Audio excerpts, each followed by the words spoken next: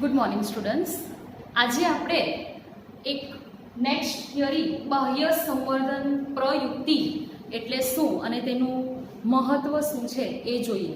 તો first of all તો આપણે બાહ્ય સંવર્ધન પ્રયુક્તિ એટલે શું એ પહેલા જોઈએ કે શા માટે બાહ્ય સંવર્ધન પ્રયુક્તિનો મિનિંગ શું થાય. તો આપણે એવું જોઈએ કે વનસ્પતિમાં દ્વિલિંગી પુષ્પ અને એકલિંગી પુષ્પ બંને આવશે. તો દ્વિલિંગી અને એકલિંગી પુષ્પોમાં શું ડિફરન્સ છે? તો દ્વિલિંગી પુષ્પ જે છે એમાં નર પુષ્પ અને માદા પુષ્પ બંને એક જ હશે, એટલે કે સ્ત્રી કેસર અને પુકેસર બંને એક જ પુષ્પમાં આવશે. એટલે સ્ત્રી કેસર અને પુકેસર બંને એક જ પુષ્પમાં હશે, તો તેને કહેવાશે દ્વિલિંગી પુષ્પ. અને એકલિંગી પુષ્પ એટલે શું? તો સ્ત્રી કેસર અને પુકેસર બંને અલગ અલગ પુષ્પ પર હશે, તો એને કહેવાશે એકલિંગી પુષ્પ. હવે આપણે આગળની થિયરીમાં એવું જોઈ ગયા કે પરાગનયન થવા માટે જૈવિક પરાગવાહક અને અજૈવિક પરાગવાહક બે હોય. જૈવિક પરાગવાહકમાં કીટો દ્વારા પરાગનયન થશે અને અજૈવિક પરાગનયન જે છે એમાં પવન અને પાણી દ્વારા થશે. હવે આમાં દ્વિલિંગી પુષ્પ જે છે, તો દ્વિલિંગી પુષ્પોમાં સ્ત્રી કેસર અને પુકેસર બંને એક જ પુષ્પ પર હોય, એટલે એમાં કોઈ પણ પરપરાગનયન થતું નથી. પરપરાગનયન થતું નથી એટલે શું? તો કોઈ પણ વાહકની મદદની જરૂર હોતી નથી. એટલે કોઈ પણ જૈવિક કે અજૈવિક વાહક વિના જ દ્વિલિંગી પુષ્પોમાં પરાગનયન થઈ જશે, એટલે કે જાતે જ પરાગનયન થઈ જાય. એટલે સ્ત્રી કેસર અને પુકેસર બંને એક જ પુષ્પમાં છે, એટલે બંનેમાં પરાગનયન જે છે એ જાતે થઈ જશે, કોઈ વાહકની એમાં જરૂર હોતી નથી. અને એમાં પરાગનયન જે થશે તે સતત થાય, બરાબર? એટલે જો સતત સ્વપરાગનયન થાય તો એ વનસ્પતિ માટે નુકસાનકારક હોય. ફોર એક્ઝામ્પલ તરીકે હું આપું તો હ્યુમન બીંગ જે છે એ હ્યુમન બીંગમાં આપણે બે પ્રેગ્નન્સી વચ્ચે એ સમયગાળો રાખવો પડે કે પ્રેગ્નન્સી કન્સીવ કરે તો એ પ્રેગ્નન્સી બે પ્રેગ્નન્સી વચ્ચે 2 વર્ષનો કે 3 વર્ષનો સમયગાળો હોવો જોઈએ. જો સતત પ્રેગ્નન્સી કન્સીવ થાય તો એ માતાના માટે અને બાળક માટે બંને માટે હાનિકારક હોય. તો એ અટકાવવા માટે કયા કયા ઉપાયો કરવામાં આવે? તો તે જ રીતે કે હ્યુમન બીંગમાં જેમ બે પ્રેગ્નન્સી વચ્ચે આપણે સમયગાળો રાખીએ, જો સતત પ્રેગ્નન્સી કન્સીવ થાય તો એ માતા માટે અને બાળક માટે હાનિકારક હોય, એમ વનસ્પતિમાં પણ જો સતત સ્વપરાગનયન થાય તે વનસ્પતિ માટે નુકસાનકારક હોય. અને એ અટકાવવા માટે વનસ્પતિ કઈ કઈ યુક્તિઓ અજમાવે એને કહેવાય બાહ્ય સંવર્ધન પ્રયુક્તિ. એટલે સિમ્પલ શોર્ટમાં કહું તો બાહ્ય સંવર્ધન પ્રયુક્તિ શાના માટે છે? તો સ્વપરાગનયનને અટકાવવા માટે. ને સ્વપરાગનયન ક્યારે થાય? તો જો દ્વિલિંગી પુષ્પ હોય તો. કારણ કે દ્વિલિંગી પુષ્પ જે છે એમાં સ્ત્રી કેસર અને પુકેસર એ બંને સાથે હોય, એટલે એમાં પરાગનયન જાતે થશે. અને એ જાતે પરાગનયન થાય તો સતત જો પરાગનયન થાય એને અટકાવવા માટે આપણે બાહ્ય સંવર્ધન પ્રયુક્તિ એટલે વનસ્પતિ કઈ કઈ યુક્તિઓ અજમાવે એ આપણે જોઈએ. તો જો મોટા ભાગની સપુષ્પી વનસ્પતિઓ દ્વિલિંગી પુષ્પ સર્જે. એટલે દ્વિલિંગી એટલે મેં તમને કીધું તેમ કે સ્ત્રી કેસર અને પુકેસર બંને કેવા છે? સાથે છે. અને તે જ પુષ્પના પરાગાસનના સંપર્કમાં આવવાનું પસંદ કરે. એટલે જો દ્વિલિંગી પુષ્પ હોય તો સ્ત્રી કેસર અને પુકેસર બંને સાથે છે, તો આ પુકેસર જે છે એ પુકેસરમાં આવશે પરાગાશય અને સ્ત્રી કેસરમાં આવશે પરાગાસન. તો પરાગાશયમાંથી પરાગરજ એ મુક્ત થશે અને પરાગાશયમાંથી પરાગરજ મુક્ત થઈને એ જ પુષ્પના પરાગાસનના સંપર્કમાં આવશે. એટલે જો દ્વિલિંગી પુષ્પ હશે તો એ જ પુષ્પના પરાગાશયની પરાગરજ એ જ પુષ્પના સ્ત્રી કેસરના પરાગાસનના સંપર્કમાં આવે, બરાબર? એટલે મોટા ભાગની સપુષ્પી વનસ્પતિઓ દ્વિલિંગી પુષ્પ સર્જે અને તે જ પુષ્પના પરાગાસનના સંપર્કમાં આવે.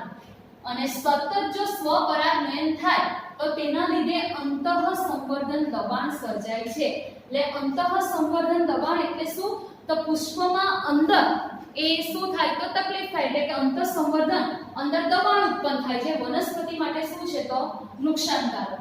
એટલે આ વનસ્પતિઓ દ્વિલિંગી પુષ્પો ઉત્પન્ન કરે તો એ પુષ્પ પરાગાશનના પોતાના જ પરાગાશનના સંપર્કમાં આવશે અને તેથી સ્વપરાગનયન થાય અને એ સ્વપરાગનયન જો સતત થાય વારંવાર જો થાય તો અંતઃસંવર્ધન દબાણ સર્જાય છે અને એ અટકાવવા માટે એટલે કે સ્વપુષ્પી વનસ્પતિઓ સ્વપરાગનયનમાં અવરોધ ઊભો કરવા અને પરપરાગનયનને ઉત્તેજન આપવા, જાતે પરાગનયન થતું અટકાવે અને પરપરાગનયનને ઉત્તેજન આપે. પરપરાગનયન એટલે શું? તો કોઈ વાહક દ્વારા પરાગનયન થશે તો એ સ્વપરાગનયનમાં અવરોધ ઊભો કરવા અને પરપરાગનયનને ઉત્તેજન આપવા ઘણી પ્રયુક્તિઓ અજમાવે છે. તો એ કઈ કઈ છે તે આપણે જોઈએ. એટલે આ થયો બાહ્ય સંવર્ધન પ્રયુક્તિનો હેતુ કે શા માટે બાહ્ય સંવર્ધન પ્રયુક્તિ એટલે શું? તો દ્વિલિંગી પુષ્પમાં સ્વપરાગનયન જાતે થાય અને એ સ્વપરાગનયન અટકાવવા માટે વનસ્પતિ કઈ કઈ યુક્તિઓ અજમાવે એ આપણે જોઈએ. તો એમાં ટોટલ 4 પ્રયુક્તિ છે. એક પૃથક પક્વતા, બીજું પરાગાશય અને પરાગાશનના સ્થાન જુદા જુદા, સ્વ અસંગતતા અને એકલિંગી પુષ્પો ઉત્પન્ન કરવા. તો હવે આપણે જોઈએ કે દ્વિલિંગી પુષ્પમાં સ્વપરાગનયન અટકાવવા માટે વનસ્પતિ કઈ કઈ યુક્તિઓ અજમાવે. તો પહેલું છે પૃથક પક્વતા અથવા તો પૃથકતા. હવે આનો વિરોધી શબ્દ જે છે એ છે સહપક્વતા. સહપક્વતા એટલે શું? તો સહ એટલે સાથે અને પક્વતા એટલે પરિપક્વ. તો સહપક્વતા એટલે સાથે સાથે પરિપક્વ થવું. તો સ્ત્રી કેસર અને પુંકેસર જો સાથે સાથે પરિપક્વ થાય તો એને કહેવાય સ્વપક્વતા. પણ એનો વિરોધી પૃથક પક્વતા. એટલે સ્ત્રી કેસર અને પુંકેસર અલગ અલગ સમયે જો પરિપક્વ થાય તો તેને શું કહેવાય? પૃથક પક્વતા. એટલે પહેલો એક યુક્તિ કે દ્વિલિંગી પુષ્પ જે છે એ દ્વિલિંગી પુષ્પો કઈ પ્રયુક્તિ સ્વપરાગનયન અટકાવવા માટે કઈ પ્રયુક્તિ અજમાવે? તો પૃથક પક્વતા. એટલે કે સ્ત્રી કેસર અને પુંકેસર. અહીંયા મેં તમને કીધું કે દ્વિલિંગી પુષ્પ હોય તો સ્વપરાગનયન થાય કે સ્ત્રી કેસર અને પુંકેસર જે છે એ બંને સાથે સાથે પરિપક્વ થાય તો એમાં સ્વપરાગનયન થાય. પણ જો સ્ત્રી કેસર અને પુંકેસર બંને અલગ અલગ સમયે જો પરિપક્વ થશે તો એ બંને સ્ત્રી કેસર, માની લો કે પહેલા સ્ત્રી કેસર પરિપક્વ થઈ ગયું ત્યારે અહીંયા પુંકેસરનું પરાગાશય જે છે એમાં પરાગરજ છૂટી નહીં પડે. તો પરાગરજ છૂટી નથી પડી પણ એ પહેલા જ સ્ત્રી કેસરનું પરાગાશન પરિપક્વ થઈ ગયું અને તો અહીંયાથી છૂટી નથી પડી એટલે પરાગરજ એના સંપર્કમાં નહીં આવવાનું, બરાબર? અથવા તો એવું માની લો કે સ્ત્રી કેસર પહેલા પરિપક્વ થઈ ગયું અને પરાગરજ છૂટી નહીં પડી, બરાબર? એટલે આ બેમાંથી કોઈ પણ એક પહેલા પરિપક્વ થાય અને પછી એટલે ટાઈમિંગ ગાળો જો અલગ અલગ હોય પરિપક્વ થવાનો તો એમાં પરાગનયન થતું નથી. સ્વપરાગનયન ક્યારે થશે? તો બંને એક સાથે પરિપક્વ થાય તો જે સમયે અહીંયા પરાગરજ છૂટી પડે તે જ સમયે અહીંયા પરાગાશન પણ ગ્રહણશીલ હોવું જોઈએ તો જ બંને સ્વપરાગનયન થઈ શકે. જો બંને અલગ અલગ સમયે પરિપક્વ થાય તો સ્વપરાગનયન થતું નથી. એટલે પહેલી યુક્તિ કઈ અજમાવે? તો પૃથક પક્વતા. પૃથક પક્વતા એટલે શું? તો બંને સ્ત્રી કેસર અને પુંકેસર બંને અલગ અલગ સમયે પરિપક્વ થશે. એટલે પૃથક પક્વતા એટલે શું? આ એનો વિરોધી છે, બરાબર? પૃથક પક્વતા એટલે શું? તો બંને સ્ત્રી કેસર અને પુંકેસર બંને કેવા અલગ અલગ સમયે પરિપક્વ થશે. જો કેટલીક જાતિઓમાં પરાગરજની મુક્તિ એટલે કે પરાગરજ મુક્ત થઈ ગયું પુંકેસરમાંથી અને પરાગાશનની ગ્રહણ ક્ષમતાનો સમય એક જ હોતો નથી. એટલે મેં શું કીધું કે પરાગરજ જે સમયે મુક્ત થાય તે સમયે પરાગાશન એ ગ્રહણશીલ હોતું નથી. એટલે કે સ્ત્રી કેસર અને પુંકેસર બંને અલગ અલગ સમયે પરિપક્વ થયા તો તેને શું કહેવાશે? પૃથક પક્વતા અથવા તો પૃથકતા, બરાબર? એટલે પહેલું છે પૃથક પક્વતા. તો કેટલીક જાતિઓમાં પરાગરજની મુક્તિ અને પરાગાશનની ગ્રહણ ક્ષમતા એટલે જે સમયે પરાગરજ મુક્ત થાય તે સમયે પરાગાશન ગ્રહણશીલ હોતું નથી તો તે એ બંનેનો પરિપક્વ થવાનો સમયગાળો કેવો છે? અલગ અલગ. તો તેને કહેવાશે પૃથક પક્વતા અથવા તો પૃથકતા. પરાગાસન ગ્રહણશીલ બને તે પહેલા જ પરાગરજ મુક્ત થાય. બંને મિનિંગ સરખો જ છે કે પરાગાસન ગ્રહણશીલ થઈ ગયું એટલે સ્ત્રી કેસર. પરાગાસન એટલે કયું? તો સ્ત્રી કેસર આવશે. એટલે સ્ત્રી કેસર પરિપક્વ થઈ ગયું, ગ્રહણશીલ બની ગયું તે પહેલા જ પરાગરજ મુક્ત થઈ ગઈ. એટલે જ્યારે પરાગાસન ગ્રહણશીલ બન્યું તેના પહેલા જ પરાગરજ શું થઈ ગઈ હતી? મુક્ત થઈ ગઈ હતી. અથવા પરાગરજ મુક્ત થાય તેના ઘણા સમય પહેલા પરાગાસન ગ્રહણશીલ બની છે.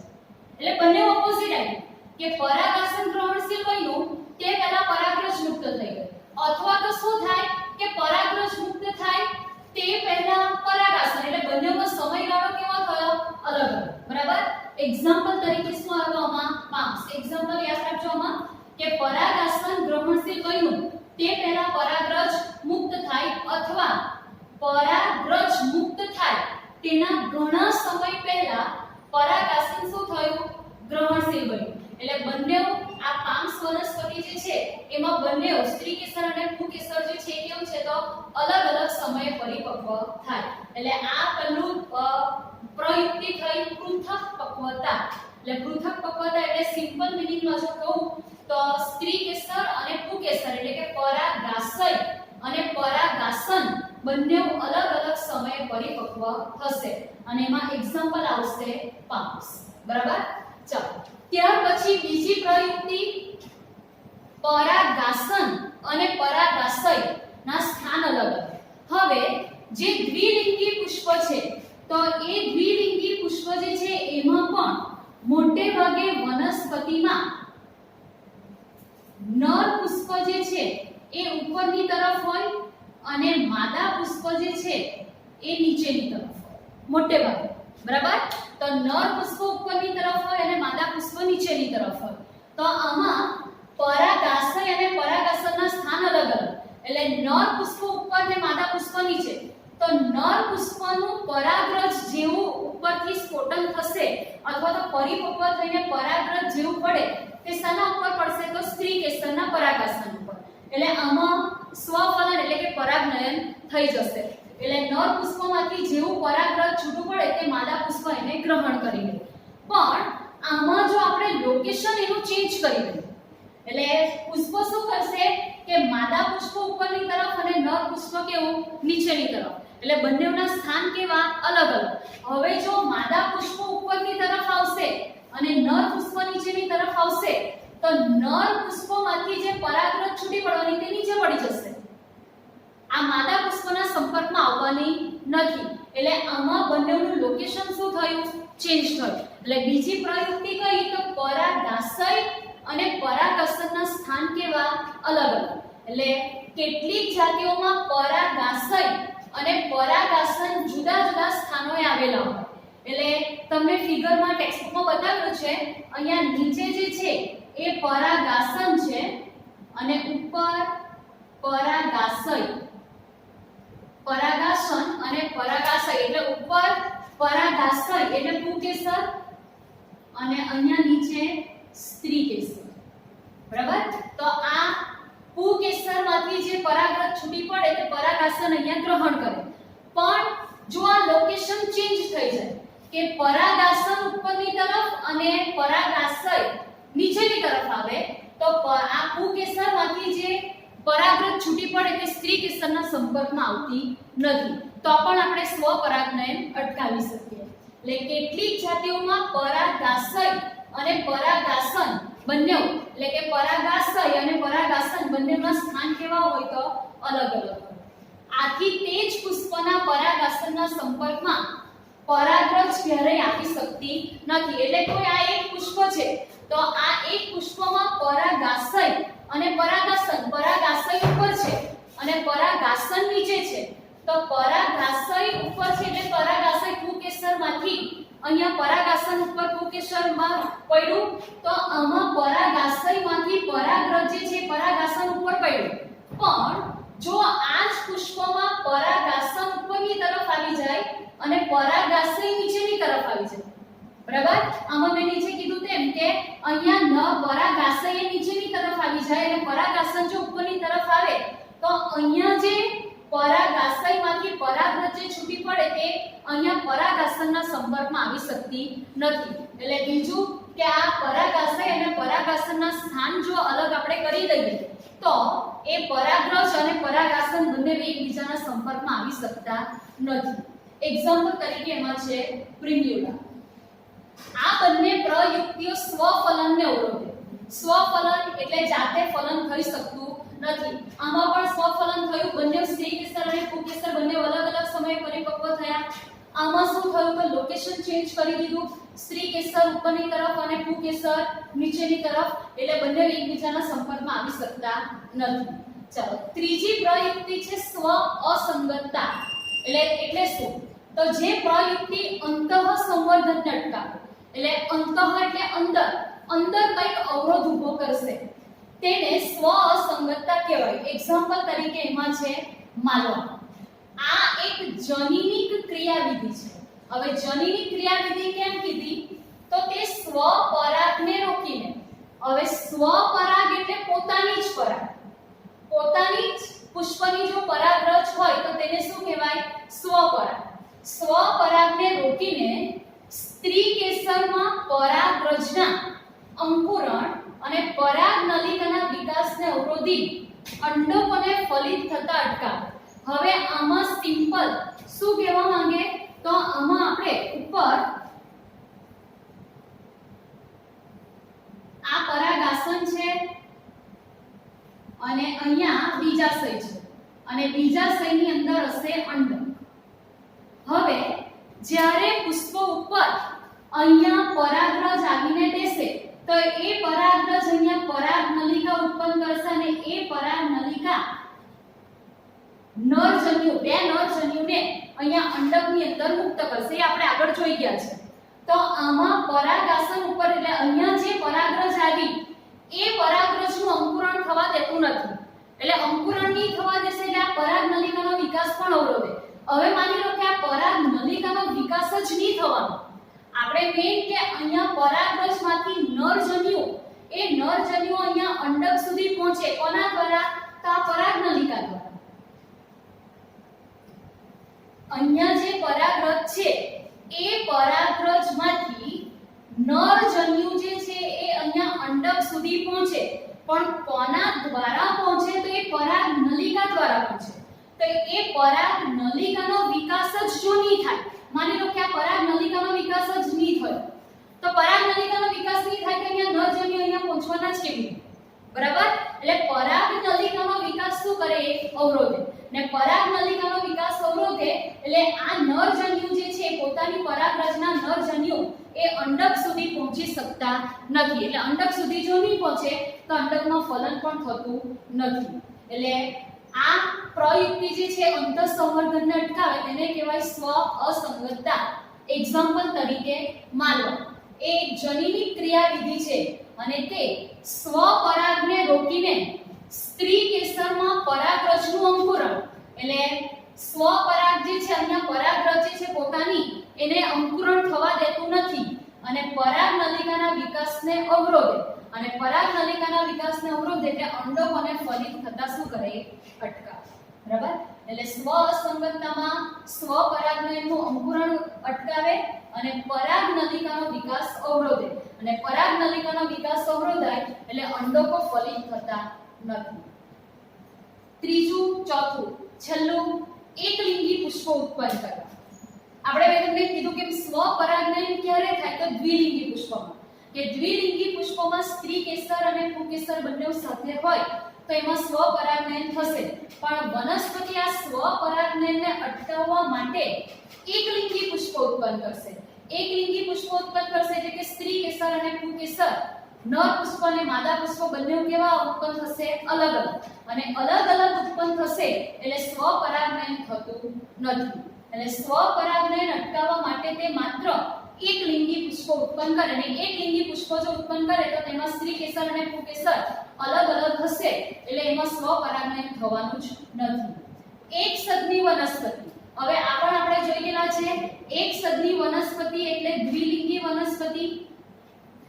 દ્વિલિંગી વનસ્પતિ એટલે નર અને માદા પુષ્પ બંને એકમાં જ, સ્ત્રી કેસર અને પુંકેસર એક જ. એટલે એક સદની વનસ્પતિ એક્ઝામ્પલ એક્ઝામ્પલ તરીકે દિવેલા અને મકાઈ. આ દિવેલા અને મકાઈ એક સદની વનસ્પતિ છે. આ એમસીક્યુ માટે યાદ રાખજો, ઘણીવાર પૂછાય છે. એક સદની વનસ્પતિ એક્ઝામ્પલ તરીકે દિવેલા અને મકાઈમાં સ્વફલન અટકાવી શકાય. એટલે શું કીધું અહીંયા? આ જે છે થિયરી એક્ચ્યુઅલી અહીંયા પતી ગઈ છે. આ નીચેના બે વાક્ય એ કોમન છે કે એક સદની વનસ્પતિ જે છે એમાં દિવેલા અને મકાઈ જે છે એમાં સ્વફલન, આ બધી પ્રયુક્તિ દ્વારા આપણે સ્વફલન અટકાવી શકીએ. એટલે આ દ્વિલિંગી વનસ્પતિ જે છે એમાં આપણે આ બધી પ્રયુક્તિ દ્વારા સ્વફલન અટકાવી શકીએ. પણ ગેઇટેનોગેમી અટકાવી શકાતું નથી. કેમ? કારણ કે ગેઇટેનોગેમી એટલે તો શું? તો વનસ્પતિ એક પણ પુષ્પ કેટલા? બે. બરાબર? એટલે એક સદની વનસ્પતિ જે છે દ્વિલિંગી, એમાં સ્વફલન આપણે અટકાવી શકીએ. સ્વફલન એટલે બંને પુષ્પો જ અલગ છે, પુષ્પ એક જ છે. એટલે આપણે દ્વિલિંગી વનસ્પતિ જે છે એમાં આ બધી પ્રયુક્તિ દ્વારા સ્વફલન અટકાવી શકીએ, પણ ગેઇટેનોગેમી નહીં અટકાવી શકીએ. કેમ? કારણ કે ગેઇટેનોગેમીમાં તો વનસ્પતિ એક પણ પુષ્પ કેટલા છે? બે. એટલે આપણે ગેઇટેનોગેમી અટકાવી શકાતું નથી. પણ દ્વિસદની વનસ્પતિ, દ્વિસદની એટલે એકલિંગી વનસ્પતિ, એકલિંગી વનસ્પતિમાં આપણે આ બધી પ્રયુક્તિ દ્વારા સ્વફલન અને ગેઇટેનોગેમી બંને અટકાવી શકીએ. કેમ? કારણ કે એકલિંગી પુષ્પોમાં તો પુષ્પો જ અલગ અલગ હશે, અને પુષ્પો અલગ અલગ હશે તો સ્વફલન તો અટકવાનું જ, અને ગેઇટેનોગેમી પણ આપણે શું કરીએ? અટકાવી શકીએ. આમાં પુષ્પો અલગ અલગ હશે એટલે આપણે અટકાવી શકતા નથી. બરાબર? એટલે આ થઈ આપણા બાહ્ય સંવર્ધન પ્રયુક્તિ. એટલે મેઈન આમાં આટલું જ યાદ રાખવાનું છે કે બાહ્ય સંવર્ધન પ્રયુક્તિ શાના માટે કરવામાં આવે? તો સ્વફલનને અટકાવવા માટે. અને સ્વફલનને અટકાવવા માટે કઈ કઈ વનસ્પતિ પ્રયુક્તિ કરે? તો પહેલું પૃથકપક્વતા. પૃથકપક્વતા એટલે સ્ત્રી કેસર અને પુંકેસર બંને અલગ અલગ સમયે પરિપક્વ થાય, અથવા તો પરાગાશય અને પરાગાસન બંને અલગ અલગ સમયે પરિપક્વ થાય. બીજું તો પરાગાશય અને પરાગાસનના લોકેશન ચેન્જ કરવાના. ત્રીજું સ્વસંગતતા એટલે પરાગ નલિકાનો વિકાસ અવરોધાય. અને ચોથું એકલિંગી પુષ્પો ઉત્પન્ન કરવા. અને આ બધી ચાર પ્રયુક્તિ દ્વારા આપણે સ્વપરાગનયન જે છે એ અટકાવી શકીએ. ઓકે.